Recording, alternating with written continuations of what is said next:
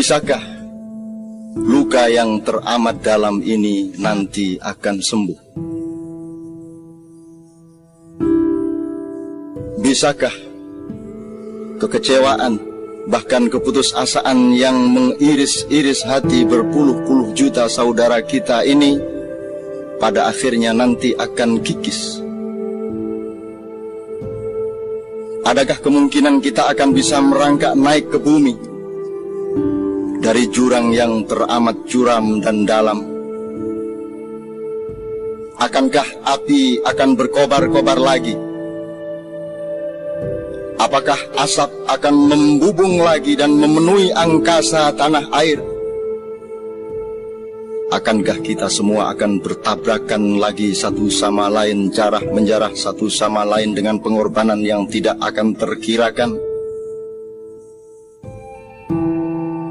Adakah kemungkinan kita tahu apa yang sebenarnya sedang kita jalani? Bersediakah kita sebenarnya untuk tahu persis apa yang sesungguhnya kita cari? Cakrawala yang manakah yang menjadi tujuan sebenarnya dari langkah-langkah kita?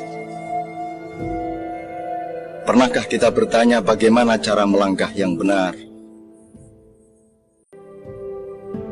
Pernahkah kita mencoba menyesali hal-hal yang barangkali memang perlu disesali dari perilaku-perilaku kita yang kemarin? Bisakah kita menumbuhkan kerendah hatian di balik kebanggaan-kebanggaan? Masih tersediakah ruang di dalam dada kita dan akal kepala kita untuk sesekali berkata kepada diri sendiri bahwa yang bersalah bukan hanya mereka, bahwa yang melakukan dosa bukan hanya ia, tetapi juga kita? Masih tersediakah peluang di dalam kerendahan hati kita untuk mencari apapun saja yang kira-kira kita perlukan, meskipun barangkali menyakitkan diri kita sendiri? Mencari hal-hal yang kita benar-benar butuhkan agar supaya sakit kita ini benar-benar sembuh total. Sekurang-kurangnya dengan perasaan santai kepada diri sendiri untuk menyadari dengan sportif bahwa yang mesti disembuhkan itu nomor satu bukan yang di luar diri kita, tetapi di dalam diri kita. Yang kita perlu utama lakukan adalah penyembuhan diri, yang kita yakini bahwa harus betul-betul disembuhkan justru adalah segala sesuatu yang berlaku di dalam hati dan akal pikiran kita. Saya ingin mengajak engkau semua memasuki dunia ilir-ilir.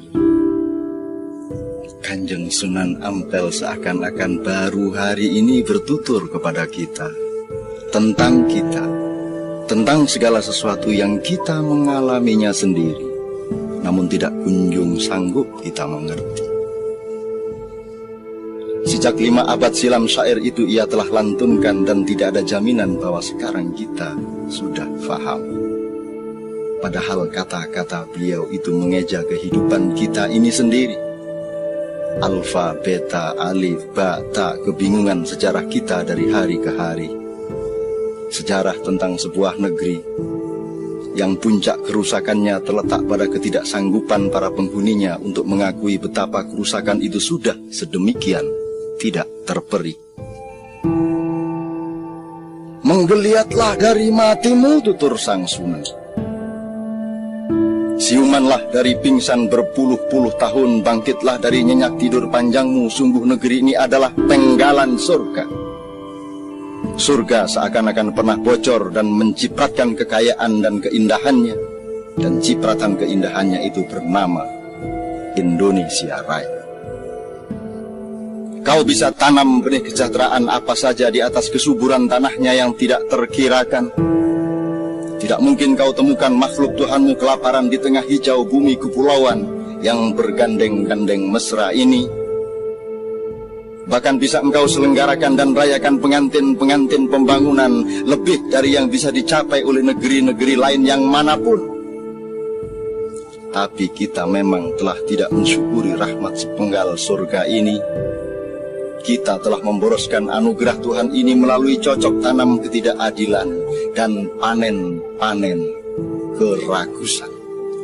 Kanjeng Sunan tidak memilih figur misalnya Pak Jenderal,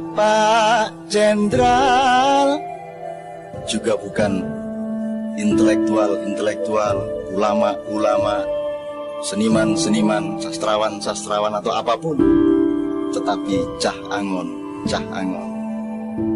Beliau juga menuturkan, penekno blimbingku, bukan penekno pelem kuwi, bukan penekno sawo kuwi, bukan penekno buah yang lain, tapi blimbing bergigir 5. Terserah apa tafsirmu mengenai 5. Yang jelas harus ada yang memanjat pohon yang licin itu, lunyu-lunyu penekno, agar blimbing bisa kita capai bersama-sama. Dan yang harus memanjat adalah bocah Angon, anak gembala. Tentu saja ia boleh seorang doktor, boleh seorang seniman, boleh seorang kiai, boleh seorang jenderal atau siapapun.